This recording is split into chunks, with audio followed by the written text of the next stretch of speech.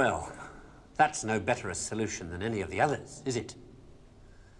So, in the end, have we learned anything from this look at why the world turned out the way it did that's of any use to us in our future? Something, I think. That the key to why things change is the key to everything. How easy is it for knowledge to spread? And that in the past, the people who made change happen were the people who had that knowledge, whether they were craftsmen or kings.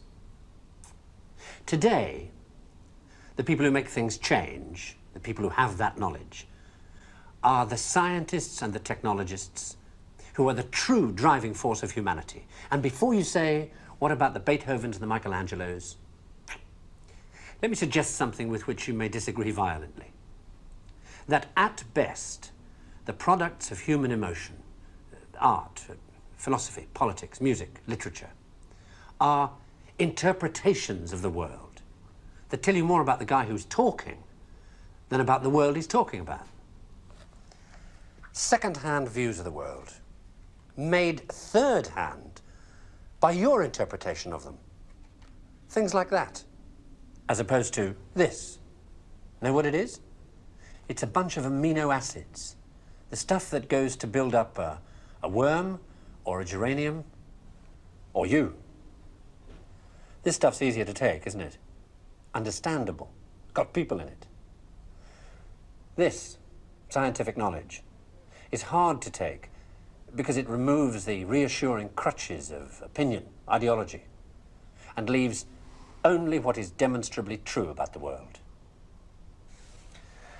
And the reason why so many people may be thinking about throwing away those crutches is because, thanks to science and technology, they have begun to know that they don't know so much, and that if they are to have more say in what happens to their lives, more freedom to develop their abilities to the full, they have to be helped towards that knowledge that they know exists and that they don't possess. And by help towards that knowledge, I don't mean give everybody a computer and say, help yourself. Where would you even start? No, I mean trying to find ways to translate the knowledge, to teach us to ask the right questions. See, we're on the edge of a revolution in communications technology that is going to make that more possible than ever before. Or, if that's not done, to cause an explosion of knowledge that will leave those of us who don't have access to it as powerless as if we were deaf, dumb, and blind. And I don't think most people want that. So what do we do about it? I don't know. But maybe a good start would be to recognize within yourself the ability to understand anything, because that ability's there, as long as it's explained clearly enough. And then go and ask for explanations. And if you're thinking right now, what do I ask for?